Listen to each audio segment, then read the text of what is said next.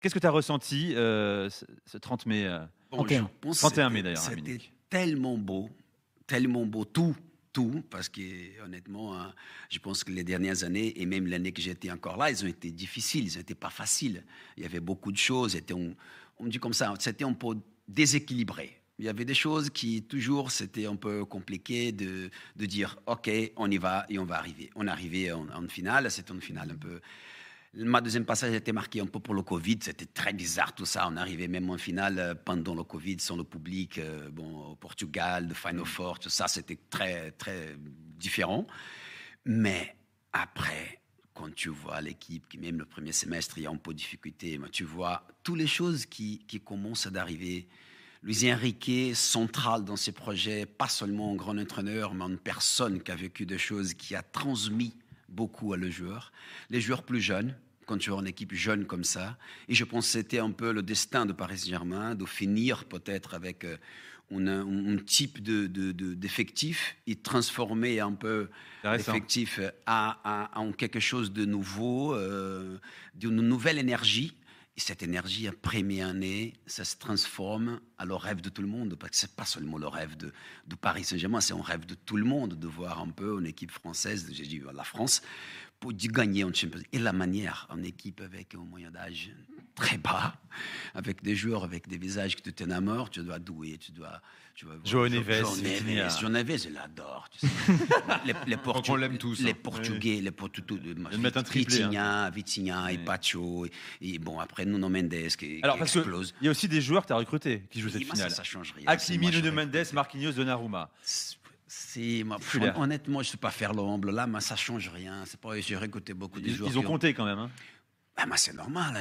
Je pense, honnêtement, ça a commencé un peu, même l'idée de faire une équipe plus jeune avec Donnarumma, Nuno Mendes et Hakimi, c'était déjà une idée, avec l'OTAN, de remplacer des gens et transformer une équipe plus jeune. Mais ça ne pouvait jamais Mais imaginer. est-ce que finalement, tu n'as pas raté le dessert pour toi? Parce que tu racontes ça, là, tu racontes cette équipe jeune. Tu dis, le projet des jeunes, c'était une idée que tu avais eue. Le projet des plus anciens, des stars mieux payés, c'est pas ce qui a le mieux fonctionné pour gagner la Coupe d'Europe. Finalement, est-ce que tu n'as pas raté l'aboutissement de tout ce que tu avais fait avant en tant que directeur sportif au PSG? C'est pas comme ça que je le dirais, si tu permets, Flo. C'est est-ce que quand toi, tu es directeur sportif, les dirigeants du Paris Saint-Germain s'autorisent même à avoir l'idée de tenter ça? Ou est-ce que c'est pas parce qu'ils avaient eu l'idée d'empiler les stars, de jouer autant le marketing, la communication que le terrain, que ça faisait qu'on empilait des stars et qu'on s'empêchait de construire une équipe peut-être comme celle qui a été construite après? Que ce soit clair. Je suis venu ici pas pour faire un procès de toutes les années. On va parler de ça, hein, seulement pour expliquer ma position. Et l'autre chose, c'est que Paris Saint-Germain, pour moi, n'était jamais un métier. J'ai jamais pensé de faire le directeur sportif pour aller de quelque part ou faire une autre chose. J'ai toujours pensé, j'ai fait des sports sportifs en deux clubs, Milan et Paris Saint-Germain. J'ai joué ces deux clubs. Alors, c'est un sentiment qui me met dans la position de défendre le maximum. C'est pour ça qu'honnêtement, je ne peux pas faire. Je n'ai pas d'objectif. Non, mais il ne s'agit pas de ça. C'est eux, ils le disent eux-mêmes. Le PSG assume aujourd'hui dans leur communication. Ils disent oui, pendant des années, il a fallu qu'on construise quelque chose pour se faire connaître, pour la notoriété, pour avoir des stars. Et une fois qu'on a fait ça, on est passé à une autre étape. Non, je veux seulement dire que ma position aujourd'hui, ce n'est pas de dire quelque chose qui a un intérêt ou expliquer quelque chose. C'est seulement le fait de vivre quelque chose qui, à la fin, elle est merveilleuse. C'est 15 ans de Paris Saint-Germain, c'est 14 ans et demi. C'est une histoire fantastique. Honnêtement, j'étais au début et je sais qu'est-ce que les gens pensaient. Et qu'est-ce que les gens voulaient? Ils pensaient quoi, les gens? Après, tout le monde, c'est normal pour le décryptage là, que vous faites, d'expliquer que celui-là voulait ça, l'autre là, au Qatar, c'est pas quoi. Honnêtement, c'est une histoire fantastique. Depuis le début, c'est l'idée de faire quelque chose d'important, mais pas pour eux. C'était en quelque chose de faire, en quelque chose de gagnant. Honnêtement, ils m'ont donné une liberté, une autonomie, qu'elle était énorme. Moi, je remercie toute la vie parce que c'était un rêve qu'on a vécu. Et beaucoup d'argent aussi pour recruter. C'est normal. Oui, Berlusconi, qu'on a pris le Milan, devait mettre l'argent. Moratti a mis l'argent. Abramovich a mis l'argent. Si tu ne mets pas l'argent, tu ne peux pas être...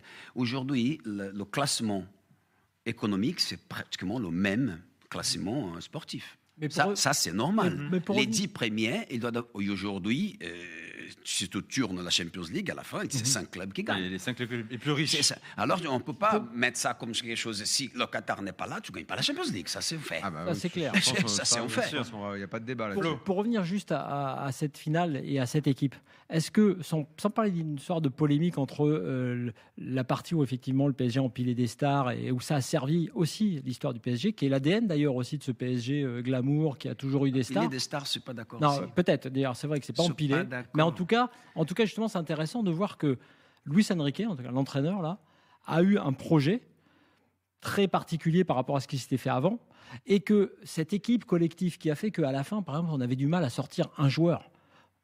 Comme dans toutes les belles équipes collectives, on avait envie de récompenser les 11, pas un seul joueur. Est-ce que ça, c'est pas un regret quand même de ne pas avoir pu faire une équipe aussi forte collectivement? Je ne parle pas là de politique sportive, je parle vraiment de jeu, du plaisir de voir comme ça une équipe aussi Je ne collective. veux pas séparer le moment que j'étais là et le moment que je n'étais pas là. Mhm. Je pense que le Paris Saint-Germain a vécu, on dit 15 ans, mais le Paris Saint-Germain existe, ça fait 50 ans, hein. Mais 55. Mais et le Paris Saint-Germain a vécu des moments très importants de Canal. Quand j'ai joué, le Paris Saint-Germain, c'était le patron de France.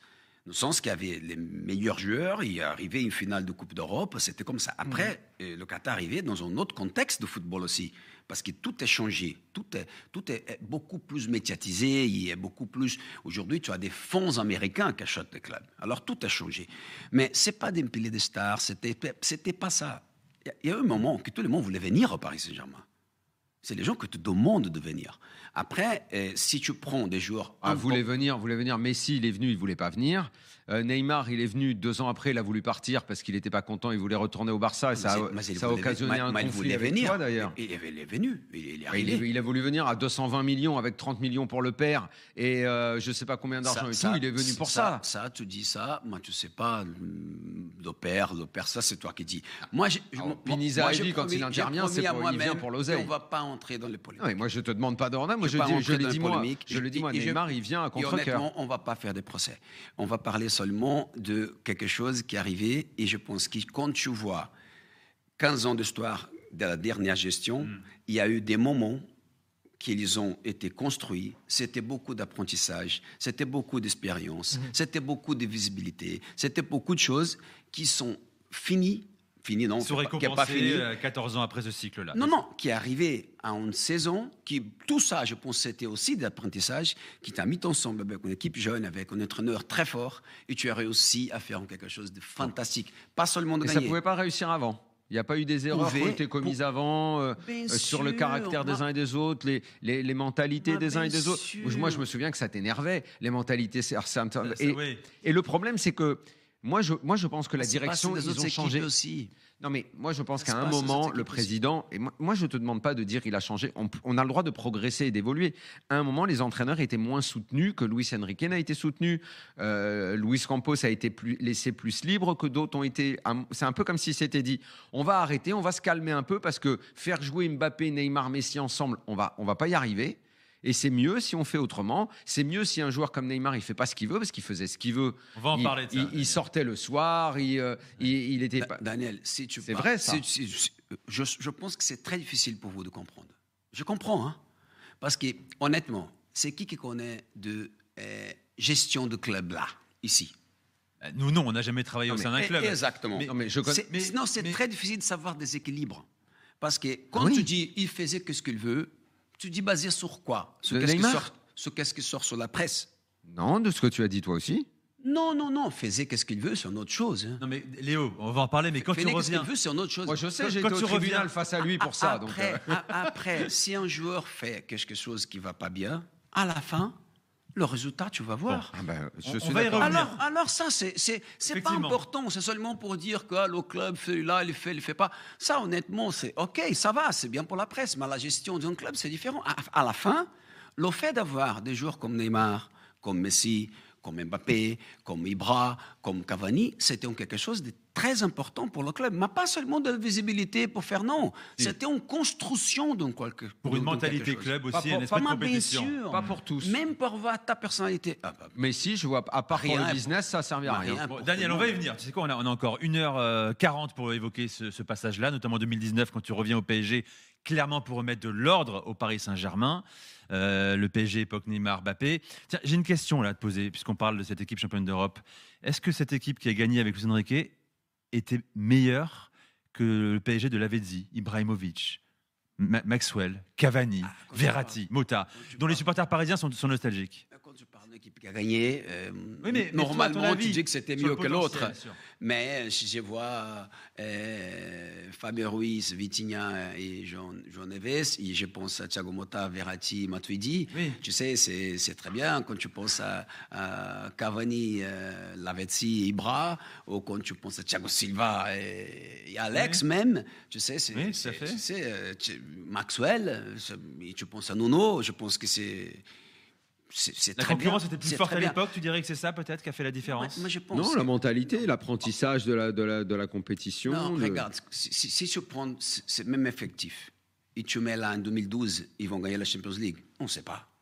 Non, pas forcément. Et bien sûr, vice-versa, bien et sûr, vice-versa. Je ne sais bien pas. sûr. Mais si tu veux le contraire, s'ils arrivent en Tu veux dire aussi que 2022, c'est- l'histoire, les échecs que tu connais t'aident à gagner de l'expérience Bah, bien et que sûr.